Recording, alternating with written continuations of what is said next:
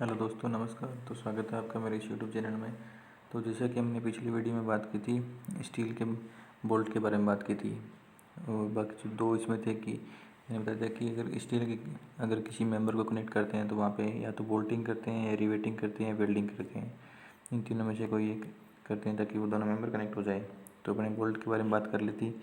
अब आज बात करेंगे रिवेट और वेल्डिंग के बारे में। तो देखते हैं। तो पहला क्या है कि रिवेट में भी वही है कि रिवेट का डायमीटर कितना है, और जो रिवेट लगाएंगे वहाँ पे जो मेंबर के अंदर होल होगा, रिवेट होल, उसका डायमीटर कितना होना चाहिए। जैसे कि बोल्ट में देखा था, तो बोल्ट में था कि अगर 12 से 14 mm का बोल्ट का डाया है तो उसमें उसका जो बोल्ट ऑफ डाया उसके होल का डायमीटर होगा वो D+1 होगा।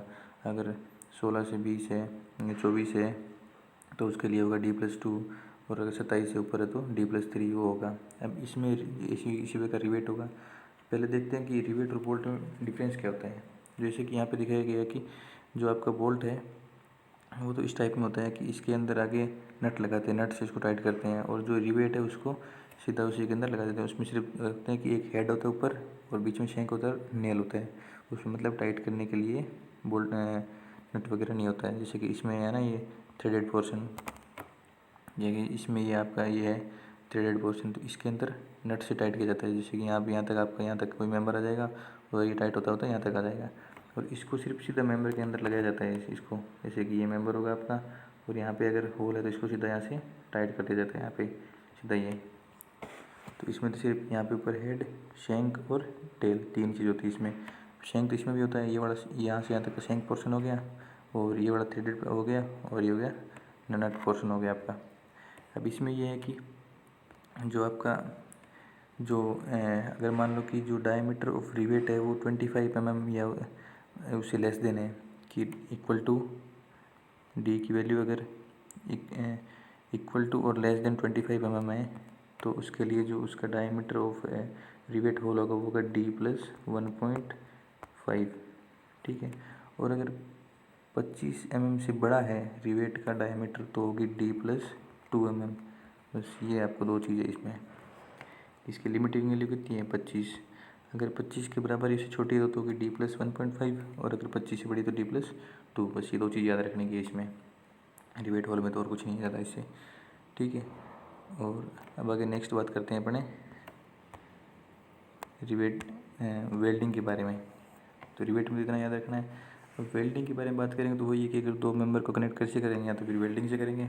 तो वेल्डिंग से करने के लिए इसमें कि एक तो जो वेल्डिंग अपन ने कितने पोर्शन में करी उसकी थ्रोट थिकनेस बोला जाता है उसको। तो थ्रोट थिकनेस कितनी होनी चाहिए, तो थ्रोट थिकनेस का फॉर्मूला था वेल्डिंग की K × size of fillet weld. Fillet weld को S से डिनोट करते हैं। अब के भी कांस्टेंट है। अब के डिपेंड करता है एंगल बिटवीन वेल्ड फेस, मतलब जो आपने दो मेंबर कनेक्ट करेंगे उनके बीच का एंगल कितना होगा, तब उसकी के वैल्यू उसके ऊपर डिपेंड करती है, ठीक है। तो जैसे कि अभी एक लिमिट है कि जो थ्रोट थिकनेस की वैल्यू है वो 3 mm से कम तो होनी नहीं चाहिए, मिनिमम 3 mm होनी ही चाहिए, ठीक है। अब जो दो मेंबर कनेक्ट करेंगे उनके बीच का एंगल, अब ये कि थ्रोट थिकनेस होती कौन सी, जैसे कि इसमें मैंने डायग्राम दिखाएंगे 5 नंबर का जो है वो है थ्रोट थिकनेस, ये वाली वैल्यू है आपकी, ये थ्रोट थिकनेस की वैल्यू है, ठीक है। अब इनके बीच का एंगल मिनिमम एंगल होना चाहिए 60 डिग्री और मैक्सिमम होना चाहिए 120 डिग्री। ये भी आपसे एग्जाम में लिमिट पूछ सकते हैं कि फिलेट वेल्ड में और या फिर वेल्डिंग में जो मेंबर होते हैं उनके बीच का मिनिमम एंगल कितना होता है, मैक्सिमम कितना होता है।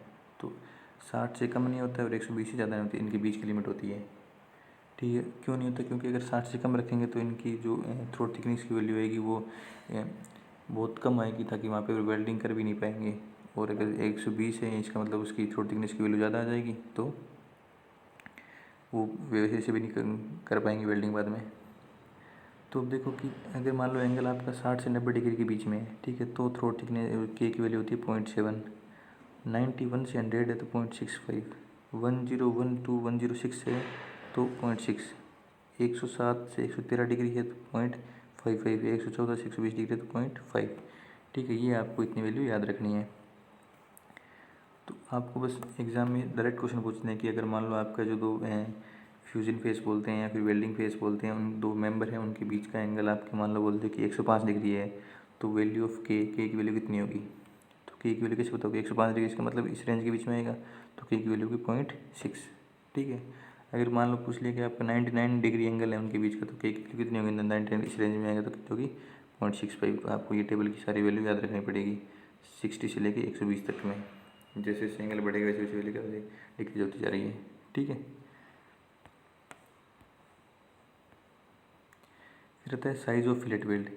ठीक है, अब साइज ऑफ फिलेट वेल्ड क्या होता है कि जैसे कि अपन ने वो थ्रोट थिकनेस का फॉर्मूला था, उसमें के इंटू एस था, तो के की वैल्यू तो उस एंगल पर डिपेंड कर देगी, और जो साइज़ है वेल्डिंग का वो किस पे डिपेंड करता है। तो मैंने बताया कि मिनिमम तो 3 mm होना चाहिए।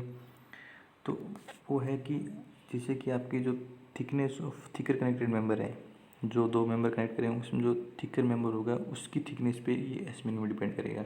तो अगर उसकी थिकनेस 0 से 10 mm के बीच में है तो आएगी उसकी वैल्यू 3 mm। ठीक है, उस प्लेट की थिकनेस। और अगर 10 mm से 20 mm के बीच में तो आएगी 5 mm, और 20 से 32 mm में तो 6 mm, और 35 से 50 mm में तो 8 mm। ठीक है, कि मान लो आपने बोल दिया कि उन दोनों मेंबर के बीच का एंगल 99 डिग्री है। ठीक है, तो उसकी वैल्यू है 99 बोल दिया, 165 बोल दिया, या 119 डिग्री बोल दिया, 119 डिग्री की कितनी वैल्यू होगी 0.5। ठीक है, ये तो के की वैल्यू इंटू, मतलब आपको थ्रोट थिकनेस निकालनी है तो के की वैल्यू होगी। अब मान लो thickness of thicker connected member की वैल्यू है आपके 18 mm है, तो 18 mm की वैल्यू इसमें आएगी, इसको किसी मल्टीप्लाई करेंगे फिर 5 से। ठीक है, तो कितनी वैल्यू आएगी इसकी 2.5। थ्रोट थिकनेस की वैल्यू कितनी आ गई 2.5 mm आ गई। तो ये आपको वैल्यू याद रखनी है इसकी इसकी मिनिमम वैल्यू इतनी होनी चाहिए। ठीक है, फिर आता है मैक्सिमम साइज़। एस मिनिमम निकालने बना मैक्सिमम साइज़ की तरफ से मिनिमम तो 3 mm हो गया, 3 mm से ऊपर की वो मेंबर के जो थिकनेस है उसके पे डिपेंड करेगा। फिर मैक्सिमम लिमिट कितनी, कि इससे ऊपर तो होना ही नहीं चाहिए, तो वो डिपेंड करेगा आपके जो वेल्डिंग होगा उसकी एज पे, कि स्क्वायर एज है या राउंड एज है। तो अगर आपका स्क्वायर एज है तो स्क्वायर एज के लिए वैल्यू होगी T-1.5। अब यहाँ पे ठीक है, T is the thickness of thinner connected member. ठीक है, जो थिनर मेंबर होगा उसकी थिकनेस होगी, उसमें से 1.5 माइनस करेंगे किसके लिए, अगर आपका स्क्वायर एज है तो। और अगर आपका राउंडेड एज है तो होगी 3/4 इंटू टी। ठीक है, ये आपको दो याद रखनी कि मैक्सिमम वैल्यू स्क्वायर एज है तो मैक्सिमम वैल्यू ये होगी T-1.5। ठीक है, और अगर राउंड एज है तो उसकी मैक्सिमम वैल्यू होगी 3/4 ऑफ टी। ठीक है, फिर एक चलते हैं कि ग्रेड ऑफ बोल्ट। जैसे कि आपका जो बोल्ट लेते हैं तो बोल्ट की भी ग्रेड होती है कि 4.6 ग्रेड का है, 8.5 ग्रेड का है। ठीक है, तो वो ग्रेड, तो उस ग्रेड से अपने क्या निकालेंगे, उस बोल्ट की अल्टीमेट स्ट्रेंथ और यील्ड स्ट्रेंथ। तो अल्टीमेट स्ट्रेंथ और यील्ड स्ट्रेंथ कैसे निकालते हैं कि मान लो आपके पास, जैसे कि इसमें मैंने एग्जांपल लिया है, एक 4.6 ग्रेड का बोल्ट है, तो उसमें अल्टीमेट स्ट्रेंथ जिसको FUB बोला जाता है। ठीक है, उसकी वैल्यू आएगी, जो पहला डिजिट दिया है 4 को किसी मल्टीप्लाई किया 100 से मल्टीप्लाई कितना है 400 MPa। ठीक है, ये आ गई अल्टीमेट स्ट्रेंथ। अब यील्ड स्ट्रेंथ निकालनी है, तो यील्ड स्ट्रेंथ निकालने के लिए वो क्या होता है, FYB होता है। तो यील्ड स्ट्रेंथ की वैल्यू आएगी 0.6, मतलब जो आपका अल्टीमेट स्ट्रेंथ आया है उसको, जो सेकंड डिजिट थी 0.6 उससे मल्टीप्लाई कर देंगे उसको। ठीक है, तो आएगा 240 MPa। ठीक है, तो ये वैल्यू आ गई इसकी यील्ड स्ट्रेंथ की। तो वो जो बोल्ट की ग्रेड दी है उससे अपन अल्टीमेट स्ट्रेंथ और यील्ड स्ट्रेंथ निकाल सकते हैं। तो कैसे कि जैसे जो पहला डिजिट दिया है उसको सीधा 100 से मल्टीप्लाई करेंगे। जैसे मान लो 8.5 है तो 8.5 के लिए 8 को किसी मल्टीप्लाई करेंगे, 8 को मल्टीप्लाई करेंगे 100 से। ठीक है, ये तो आ गया आपकी अल्टीमेट स्ट्रेंथ। यील्ड स्ट्रेंथ निकालनी है तो इस 800 को किससे मल्टीप्लाई करेंगे, आपको जो 0.5 था, 8.5 थी आपकी बोल्ट की ग्रेड। ठीक है, तो 8 को 5 से मल्टीप्लाई कितना आ जाएगा 400 MPa। ठीक है, तो ये आपको एक चीज़ याद रखनी है। ये भी एग्जाम में क्वेश्चन पूछ सकते कि आपकी माँ दीदी की बोल्ट की ग्रेड 4.6 है तो इसकी अल्टीमेट स्ट्रेंथ या फिर यील्ड स्ट्रेंथ बताओ, तो यील्ड स्ट्रेंथ पूछेंगे, अल्टीमेट तो नहीं पूछेंगे। तो ये आप इस हिसाब से निकाल सकते हो। ठीक है, तो आज की वीडियो में इतना ही। अब आगे वाली वीडियो में बताएंगे जो स्लेंडरनेस रेशियो होता है कंप्रेशन मेंबर का, टेंशन मेंबर का स्टील में, उनकी वैल्यू कितनी कितनी है, उनकी लिमिटिंग वैल्यू कितनी है, उसके बारे में बात करेंगे। Okay, thank you.